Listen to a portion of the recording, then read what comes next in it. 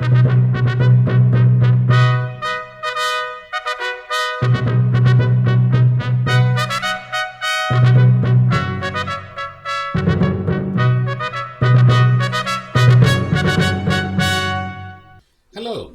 and welcome to My Turn.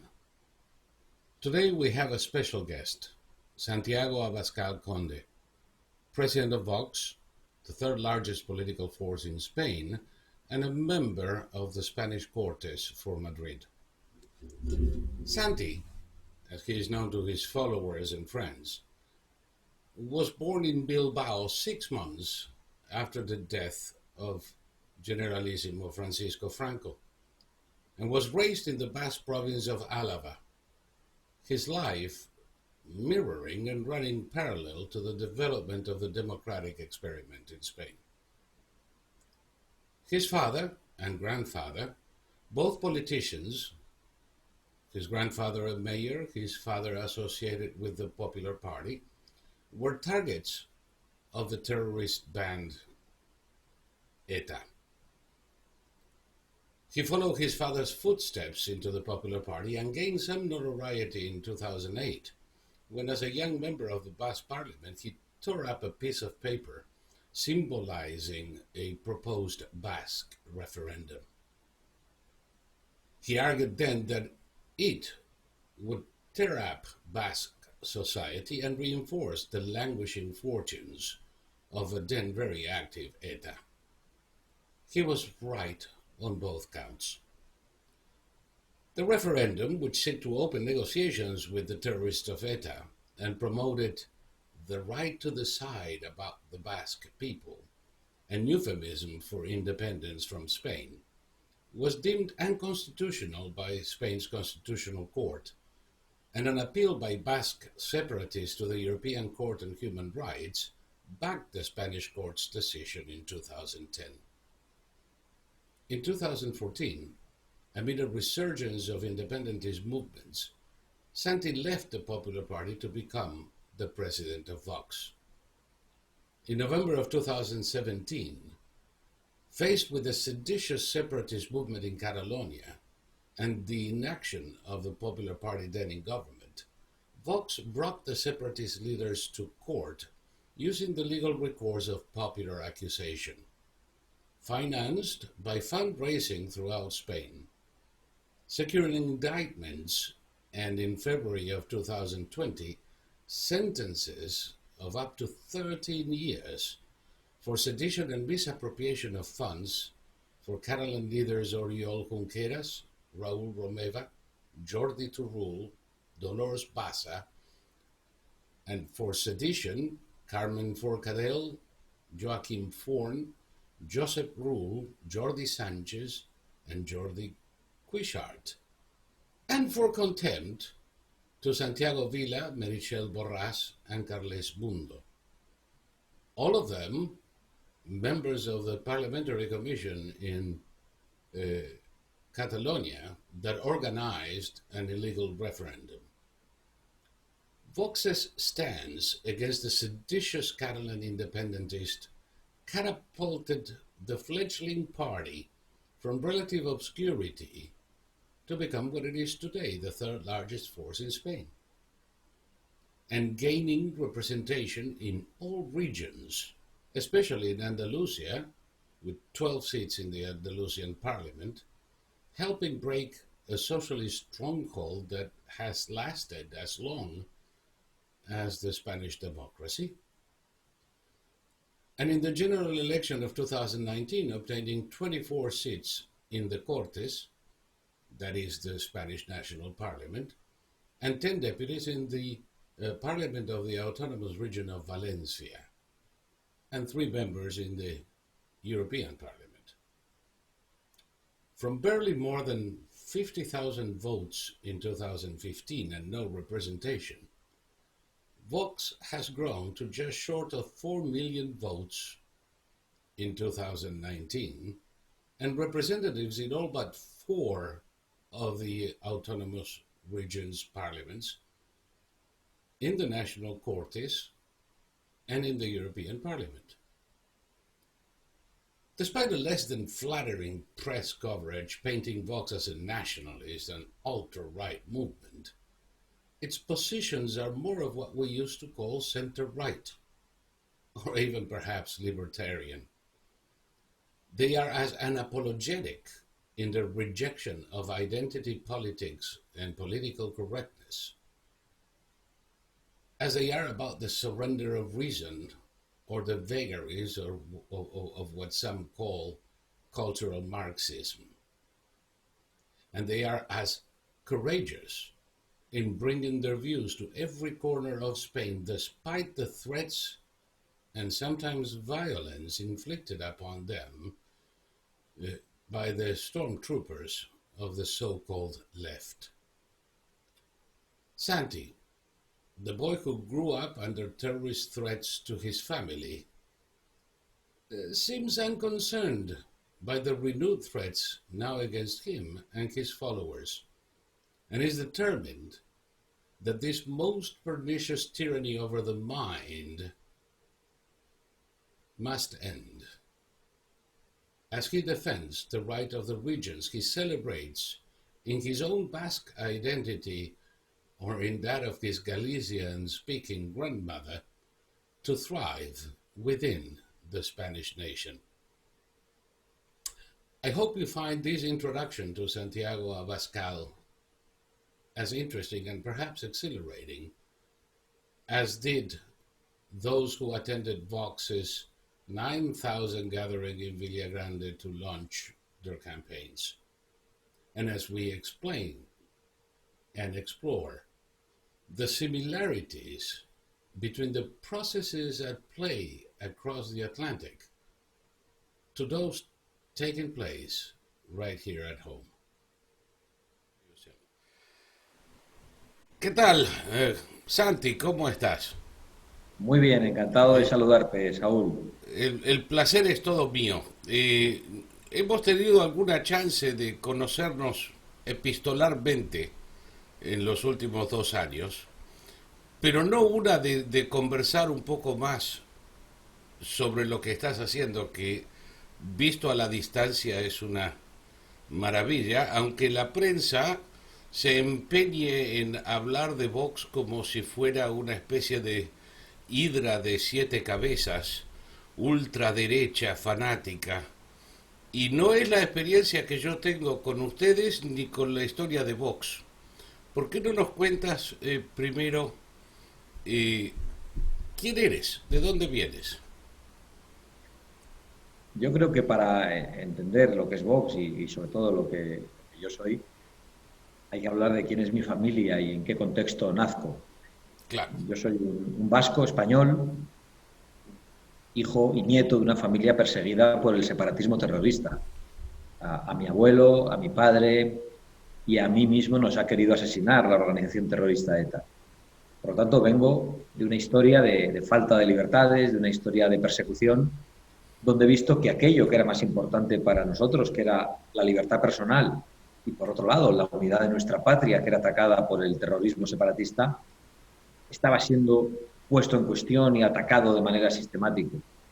Eso me define personalmente y yo creo que explica todo mi compromiso político, que ha sido un compromiso en defensa de la libertad, en defensa del pluralismo político, en defensa de la unidad nacional y, por supuesto, del orden constitucional y de la legalidad vigente, incluso de aquella parte de la legalidad que nosotros queremos cambiar, pero creemos que la legalidad ha de respetarse. Por lo tanto, somos un partido de orden compuesto por gente de orden, que nos enfrentamos a la dictadura de la corrección política que impone la izquierda o el marxismo cultural, y eso implica exponerse a todo tipo de etiquetas, de insultos, de calificativos, que es algo que no ocurre solo en España, sino que creo que está ocurriendo en el contexto internacional y también en Estados Unidos. Sí, se podría hablar de una ola mundial de esta gente. Cuando tú hablas de orden, para aquellos que no están familiarizados, no estás hablando del orden impuesto por la autoridad, sino del orden legal democrático, ¿verdad? Por supuesto, me refiero en España en concreto al orden constitucional que emana de una constitución apoyada de manera masiva por los españoles en el año 78.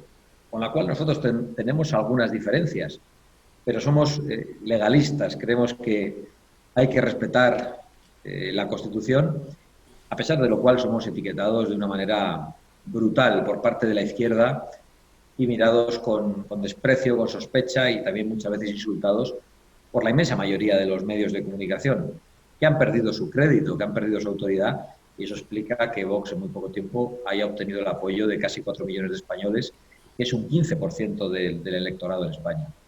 Sí, de hecho me acuerdo que en el 17, eh, cuando fue esa especie de aquelarre independentista en Cataluña, Vox todavía no existía como una fuerza política de peso y fue su acción legalista la que virtualmente hizo que los españoles empiecen a informarse de su existencia. Recuerdo que fueron ustedes los que llevaron al Tribunal Superior a los sediciosos catalanes cuando el Estado se negaba a hacerlo.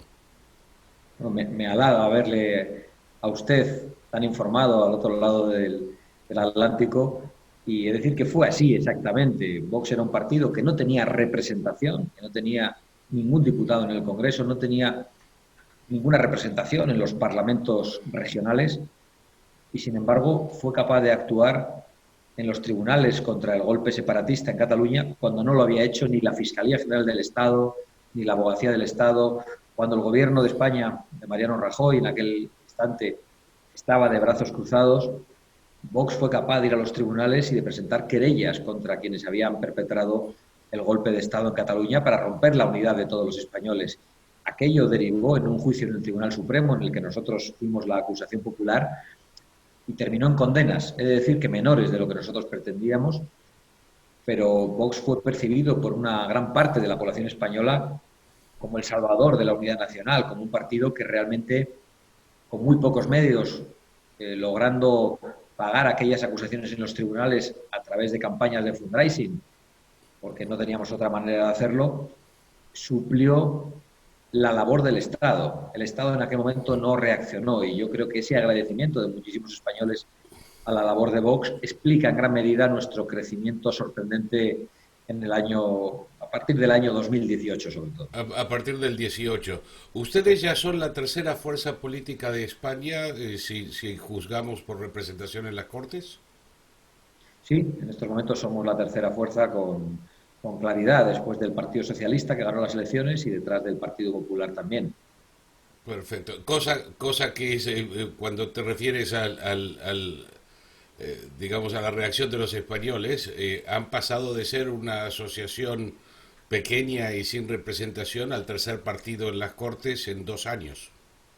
Bueno, nosotros nos decían que un partido con el discurso de Vox era un partido condenado a la irrelevancia, que con mucho podría aspirar a tener un diputado en las Cortes, que no podría pasar de ese escenario. Sin embargo, hemos demostrado que somos una fuerza política muy relevante que ha conseguido, de alguna manera, alterar el terreno del juego político en España, forzando que se produjesen los debates que la izquierda había dicho que ya estaban prohibidos. La izquierda había decretado el fin de la historia, ya no se Bueno, podía sí. hablar de Sí. nada.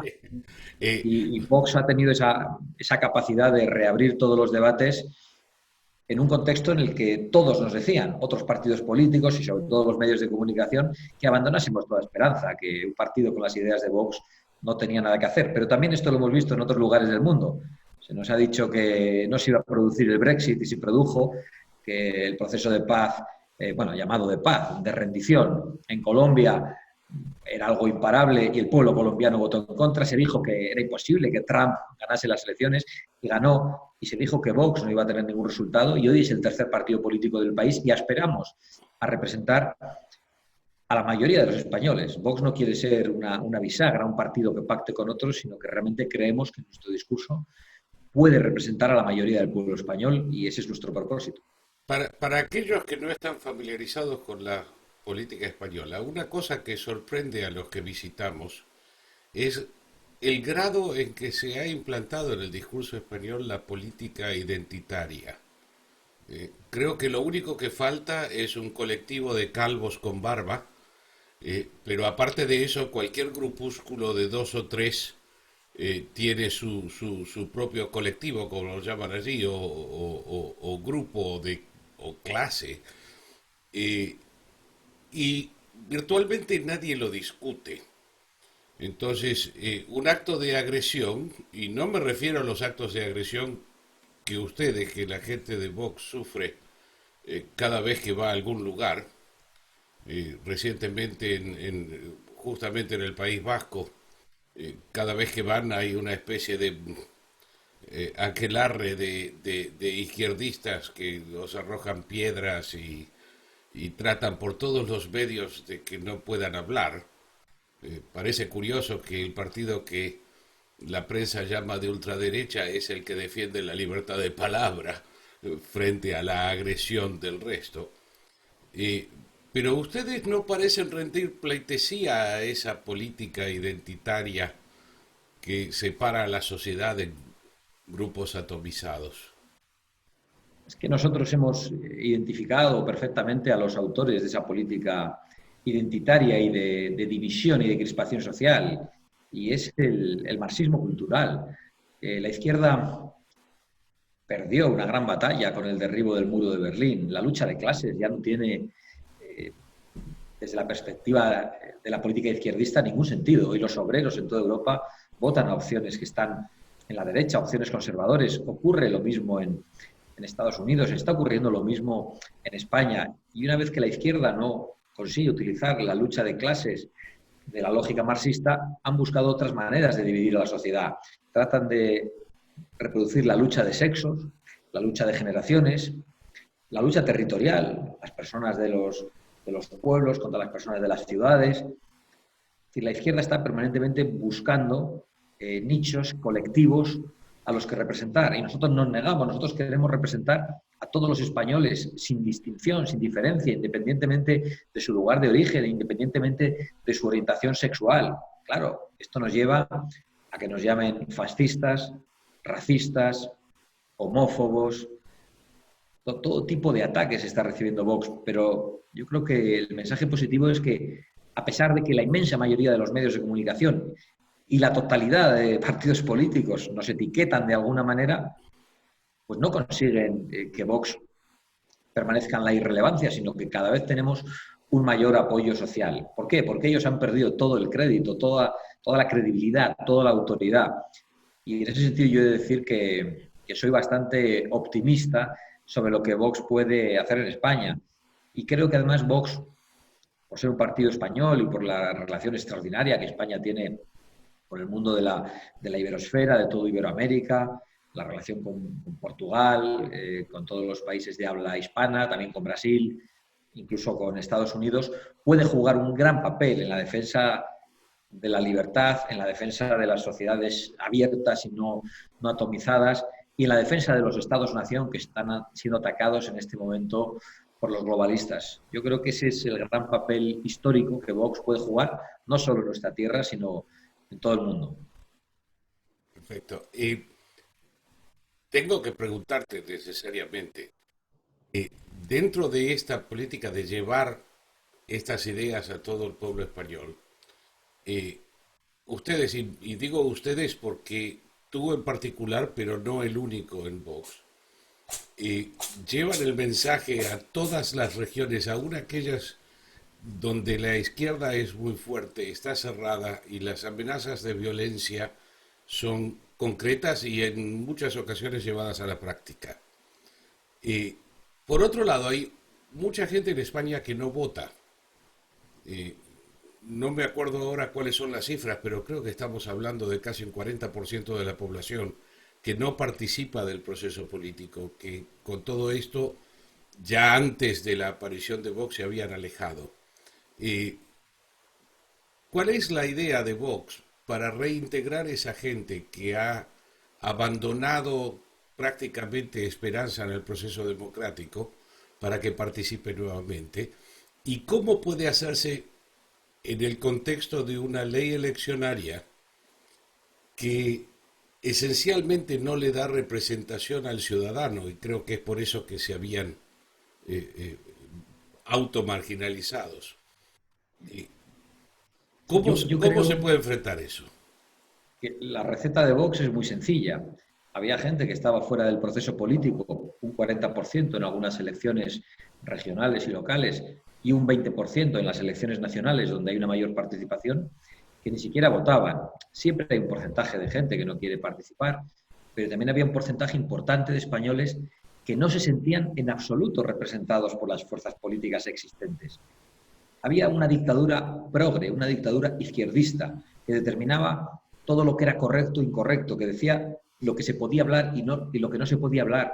Y las fuerzas conservadoras o del centro derecha se habían rendido ante la izquierda, habían arrojado la toalla con los debates culturales, políticos de fondo.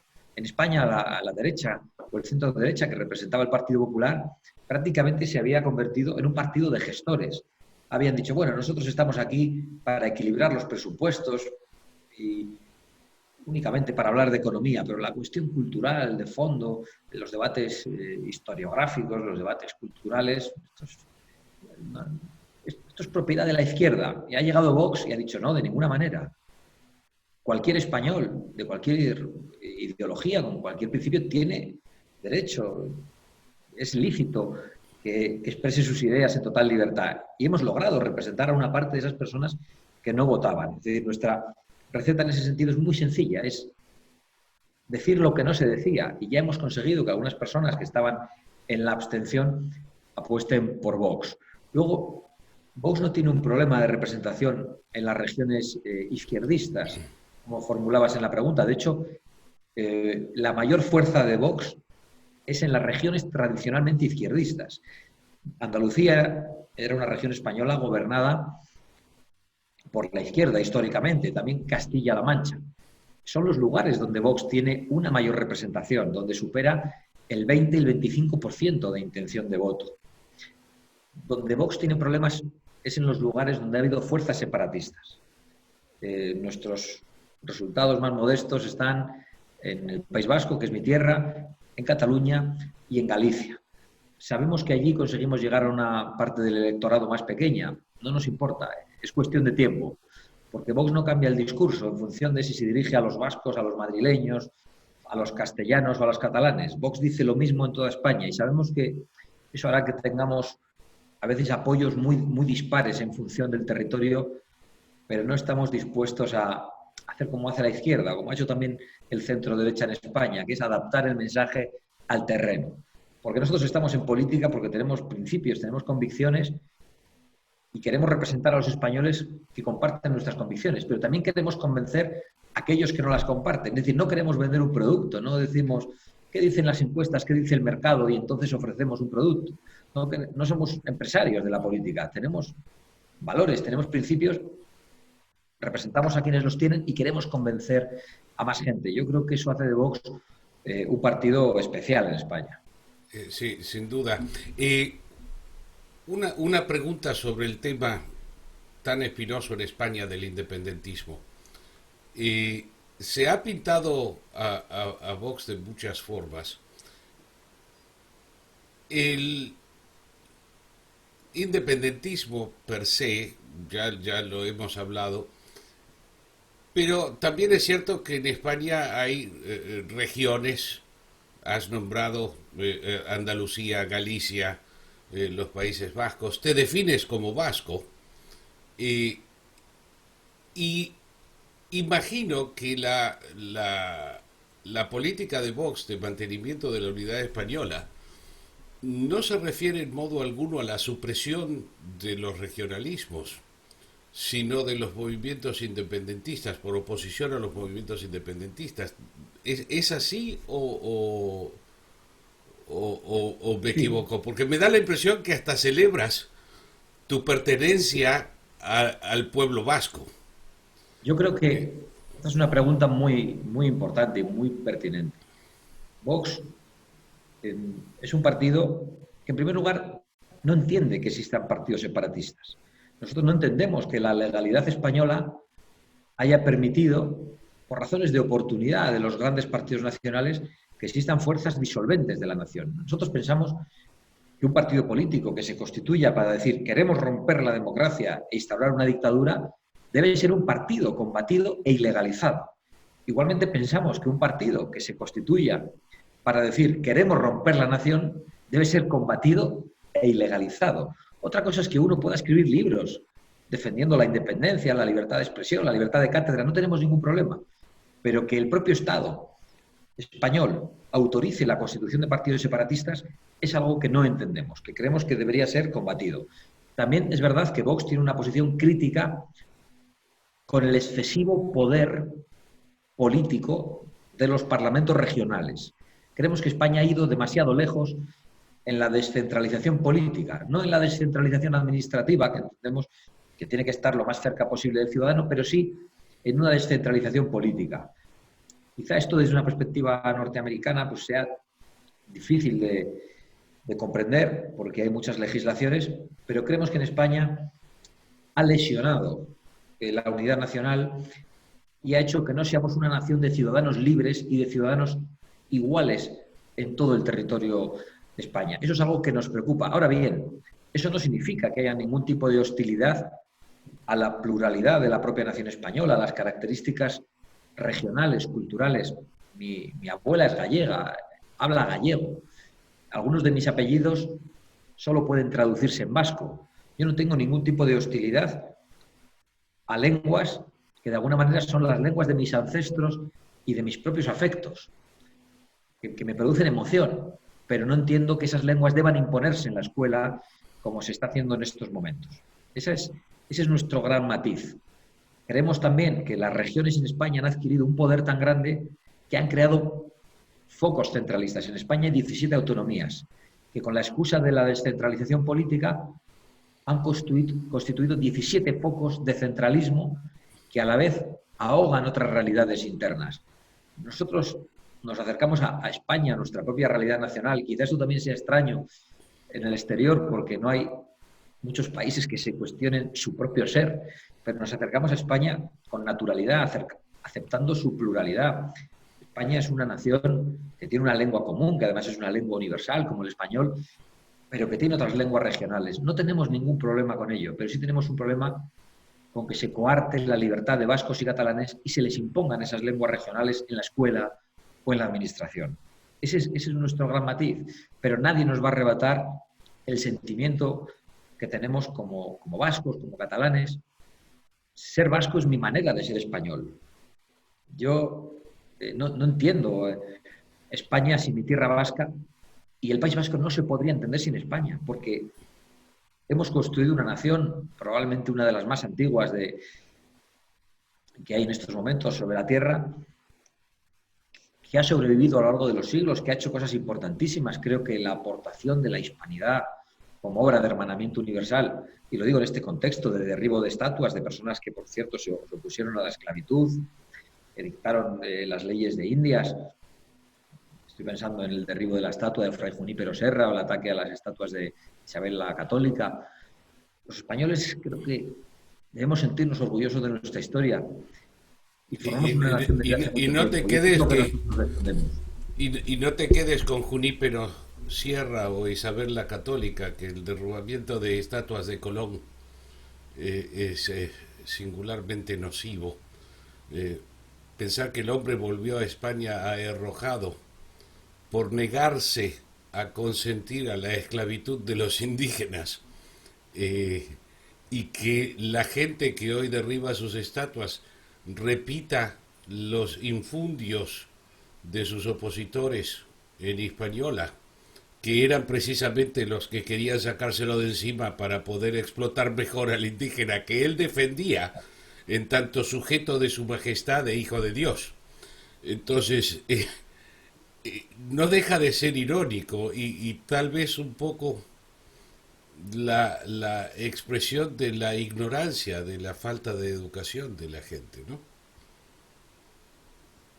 Yo creo que sí, que vivimos en un momento, y quizá no en un momento, ¿no?, sino en una época en la que España ha padecido una manipulación verdaderamente tenebrosa de su propia historia, una leyenda negra que se ha expandido por gran parte de la tierra y que incluso han comprado muchos españoles. Yo creo que no podemos juzgar la historia con los ojos del presente. Pero es que además, si lo hiciéramos, creo que España debería ser juzgada de una manera muy benevolente. Lo que España ha hecho ha sido importante y ha sido positivo para la humanidad, para la libertad, para la igualdad del hombre. Yo creo que todo eso tenemos que reivindicarlo. Por eso quizás sea raro escuchar a un político hablar de estas cosas. En España se ha renunciado por completo a estos debates y cuando un político habla de ello, pues se expone a determinados calificativos. Pero a nosotros no nos importa, tenemos verdadera esperanza en el pueblo español y además creemos que a un pueblo como a una persona lo peor que se le puede robar es la autoestima. Y a España durante mucho tiempo se le ha robado la autoestima nacional. Vox ha levantado la bandera de España, la bandera de la unidad, la bandera del orgullo de nuestra historia. Y yo creo que eso explica en gran medida el gran apoyo popular que estamos recibiendo. Sí, podría decirse que Vox es un partido nacionalista. El problema es que se confunden los términos y nacionalismo, que bien puede ser nada más que el amor al terruño, que es lo que escucho cuando hablas, puede ser también alguna filosofía de Centro Europa de principios del siglo XX, un poco más siniestra, pero Claro, el amor al terruño no puede jamás ser condenado por ideología nociva, y creo que la confusión a veces es eh, intencional. claro. Yo creo que, Lo ves? ¿Tengo razón en la forma en que los describo o buscarías otra forma? yo creo que sí, pero nosotros evitamos el término nacionalista precisamente por la desconfianza a esas ideologías que han convertido la nación en un tótem. Yo creo que las distinciones que entre nacionalismo y patriotismo hacía su santidad Juan Pablo II eran muy adecuadas. Nosotros amamos a nuestro país, no decimos que seamos superiores a los demás, pero amamos legítimamente a nuestro país. Nos gusta más el término de patriotismo. El nacionalismo, quizás esto no se vea igual en todos los países, porque la terminología política pues, es discutible y no todo el mundo la entiende igual, pero el nacionalismo como hinchazón exagerada del patriotismo puede ser, incluso de una perspectiva religiosa, una herejía. Yo creo que el patriotismo es una virtud cívica y es también un sentimiento natural del alma humana. Y nosotros queremos a nuestro país. Es natural que queramos a nuestro país más que a los otros países, ¿no? Igual que se quiere más al prójimo, al que está cerca, que al que está lejos. Solo es eso, es lo que nace Pero, del sentido pero común y de la digamos propia que naturaleza humana. amor al prójimo no es necesariamente odio al lejano, Claro, efectivamente, pero uno le quiere más al que tiene cerca. sin Es duda. como aquí se dice la caridad bien entendida, que Empieza empieza por por uno casa. mismo, ¿no?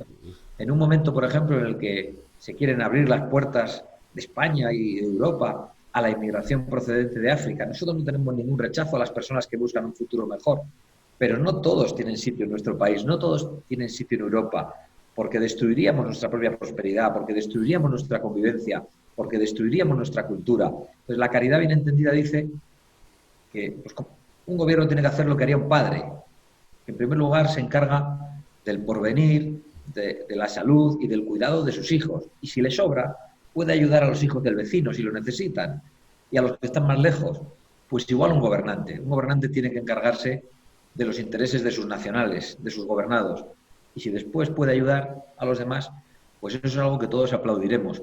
El problema es cuando, por intereses sospechosos de los globalistas, nos dicen que aquellos que vienen de fuera ilegalmente a nuestra tierra tienen más derechos que los nacionales. Y ese es uno de los grandes debates que se está produciendo en el mundo moderno y muy especialmente en el mundo occidental. Yo te iba a decir, ese debate se está produciendo en todas partes y en algunos casos podríamos decir que la acción de las iglesias no ha sido particularmente afortunada con la pastoral del migrante y demás, que fomenta la migración aún ilegal como un derecho humano, y como si no fuera el caso de que los países receptores, siendo sociedades de bienestar, esto es, donde el Estado se ocupa de una cantidad de políticas onerosas, eh, que los recién llegados son beneficiarios sin haber aportado, tiene patas muy cortas. La política de fronteras abiertas solo puede llevar a la bancarrota del Estado en relativamente poco tiempo. Claro. Y Yo creo que eso, la Iglesia no puede caer en el populismo. eh, La Iglesia tiene que decir la verdad. Y yo tengo como referencia algunas de las posiciones del cardenal Sara, que es guineano, sobre la inmigración. Él percibe la inmigración como la inmigración masiva como la nueva esclavitud de nuestro siglo. y lo Él es. cree que todo el mundo tiene derecho a vivir en su propia tierra. Tenemos que esforzarnos todos, en la medida de nuestras posibilidades, en ayudar a aquellas personas que viven peor que nosotros para que prosperen en su patria, para que ayuden en su patria, porque estamos haciéndonos un daño a nosotros mismos con la inmigración ilegal, pero también estamos haciendo un daño a los países de los que proceden esos inmigrantes, que a veces son las personas más jóvenes, más capacitadas. Estamos vaciándoles, estamos Ciertamente los de mayor robándoles iniciativa, ¿no? en algunos casos lo mejor de sus sociedades, en otros casos quizá lo peor también, ¿eh? Sí, Porque sabemos que a veces hay algunos países que permiten la inmigración de toda su delincuencia y por eso luego no admiten la repatriación y España, por su cercanía con África, está padeciendo especialmente ese problema. sí, eso es verdad en todas partes, incluso aquí. Bueno, yo entiendo que tienes que hacer campaña, eh, cosa que bueno, es una actividad cotidiana e imposible de soslayar. eh, y espero que esta vez no os arrojen piedras de nuevo. Eh, Me produce particular disgusto ver como vemos en Estados Unidos. Yo hace 2 años, cuando seguía con más asiduidad los eventos en España, aquí la gente me preguntaba, ¿por qué te preocupa tanto? Y la respuesta mía es porque España es el canario en la mina. Lo que está sucediendo en España va a llegar a nuestras costas. Y efectivamente, las mismas patotas de, de una izquierda que me hace acordar más a los camisas negras de Mussolini que a los intelectuales de la década del 60, eh, ya ha llegado a nuestras costas también y estamos teniendo exactamente el mismo problema en nuestras ciudades que España viene sufriendo desde hace años. Eh, y en algunos casos con la misma disposición de gobiernos locales que ha habido en España de no solo tolerar, sino fomentar estos movimientos, que en última instancia buscan nada menos que la destrucción de nuestra sociedad libre y la imposición de una especie de dictadura que no acaba en lo cultural. Hasta ahora parecen estar contentos con imponer una dictadura cultural, pero es solamente una cuestión de oportunidad en el acceso al poder lo que determine la extensión de esa dictadura, ¿verdad? Bueno, lo hemos visto en Venezuela, donde a los venezolanos se les decía que aquello no podría convertirse en Cuba y se convirtió. Y hoy en Sí, España hay quienes nos dicen que España no puede convertirse en Venezuela, pero estamos viendo cómo la izquierda, muy nerviosa, en una huida hacia adelante, ha pasado de la dictadura cultural a un intento de dictadura política. Utilizan todas las instituciones para acabar con la pluralidad política. Lo están haciendo contra Vox recientemente, y lo digo porque mencionaba que vamos a hacer campaña electoral en País Vasco y Galicia, son elecciones regionales. Correos, quien se encarga del envío en España, de los sobres de propaganda de cada partido, ha secuestrado la publicidad electoral de Vox con un criterio político. Finalmente, la Junta Electoral Central en España nos ha dado la razón, pero han lesionado nuestra imagen, han dicho que no podíamos hacer lo que hacíamos. Y todo porque la izquierda gobernante, Podemos, que son unos maestros a la hora de enseñar a los venezolanos lo que tenían que hacer y que ahora también están aprendiendo del madurismo, está haciendo que el Partido Socialista en España haya utilizado las instituciones al servicio del partidismo y no al servicio de todos los españoles, con ataques a la policía, ataques a los jueces, a la independencia judicial. En España estamos viviendo una situación verdaderamente complicada que nos parecía inconcebible hace 10 o 15 años. Y sí, yo creo sí, que esa es la gran labor de Vox de ahora en adelante. si contener tienes ese ataque. un minuto más, ya que has mencionado a Podemos, a los que algunos se refieren como partido trotskista, yo creo que es más un rejunte de gentes de varias ideologías similares, si se quiere, pero del nihilismo al trotskismo pasando por una cantidad de ismos, casi, casi siempre conectados con la Complutense de alguna forma u otra. Eh, pero si mal no recuerdo, el líder de Podemos, partido que toma el nombre del eslogan de campaña de Barack Obama en Estados Unidos, y hasta el logo les han robado, surge en el 2014 o 15. Yo me acuerdo estar en Sevilla con mi padre cuando hicieron su lanzamiento, y liderados por un personaje que era periodista, por falta de mejor palabra, de una cadena de televisión propiedad de la Guardia Revolucionaria iraní, Hispan TV, eh, Sí. que lanzó su partido político con el apoyo del aparato de propaganda de la República Islámica de Irán y fondos que recibieron de Irán y de Venezuela en tanto aliado de Irán. Y no creo que fuera de España, de hecho no creo que dentro de España, se conozca lo suficiente sobre la pertenencia de, si no de Podemos, por lo menos de mucha gente de relevancia en Podemos, a un esfuerzo de propaganda iraní antioccidental.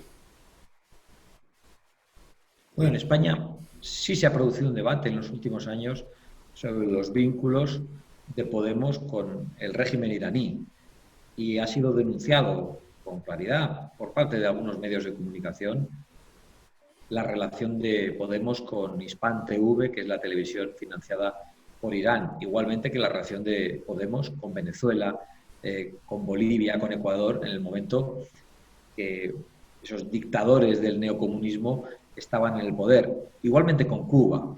Es un debate permanente en la sociedad española y yo creo que tiene que ver con que Podemos haya perdido muchos puntos de intención de voto. Surgió en el año 2014 en un momento de gran protesta social contra la clase política, contra la corrupción, y hubo muchas personas que de buena fe votaron a Podemos. Y votaron a Podemos sin ser comunistas, porque Podemos camufló su mensaje. El surgimiento de Vox ha ayudado a muchas personas a identificar perfectamente el peligro de Podemos. Y muchos de aquellos que votaron a Podemos hace 4 años, hace 2 años, hoy votan a Vox. Yo creo que esa es quizá una de las contribuciones más importantes que nosotros hemos hecho en España. Salvar a muchos españoles descontentos, indignados con la clase política, de las garras del neocomunismo de Podemos, que efectivamente representa un ataque contra todos los valores occidentales. Bueno, sé que tienes que ir de campaña, me lo dijeron antes de que empecemos, eh, y no quiero prolongar esto tanto que no quieras volver. Y, Estaré encantado de volver cuando quieras, y Raúl, de verdad. yo te iba a decir, y me encantaría seguir esta conversación, tal vez el mes que viene, cuando acaben las elecciones regionales y podamos conversar un poco más tranquilos. Y si tienes algo más que decir, Nada, pues únicamente que será un placer retomar esta conversación y que tienes mi compromiso de que cuando terminen las elecciones regionales buscamos una fecha y seguimos hablando porque los problemas que está viviendo España son también los problemas que está viviendo el continente americano y especialmente Estados Unidos en estos días con la violencia instigada desde la izquierda o tolerada desde la izquierda. Yo creo que más allá de los problemas personales, no, los problemas concretos que hoy enfrenta nuestro país, me refiero al separatismo, hay problemas comunes que yo creo que hacen necesario e importante que mantengamos esta interlocución. sí. De paso, tengo que decirlo necesariamente, cuando al principio mencionaste a Estados Unidos como ejemplo de multiplicidad de jurisdicciones, cabe recordar que fuimos alguna vez a una guerra y que desde entonces no se discute la indivisibilidad de la nación. Se puede tener pluralidad de jurisdicciones, se puede tener muchas cosas, pero la indivisibilidad de la nación como condición sine qua non para que continuemos, aquí ya no se discute más. Espero que España nunca tenga que llegar a ese ejemplo, ya pasó por otro, y que se entienda que las identidades regionales, como bien has dicho, no se pueden entender sin España. Ojalá sea así. Agradezco mucho sus deseos y he de decir que veo con envidia ese compromiso patriótico de la mayor parte de los norteamericanos, independientemente de los partidos políticos. Perfecto. Un abrazo grande y nos vemos pronto, espero, y buena suerte. Será un placer. Muchísimas gracias por la oportunidad, Saúl. Hasta pronto.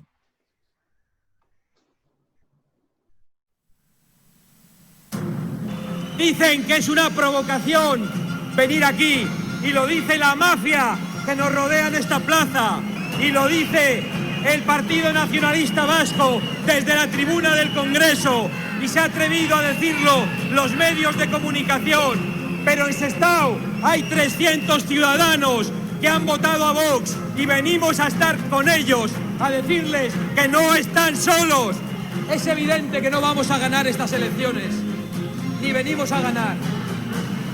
Venimos a poner una primera piedra para construir, no para destruir y para matar, como las que habéis lanzado golpeando en la cabeza a una representante del pueblo.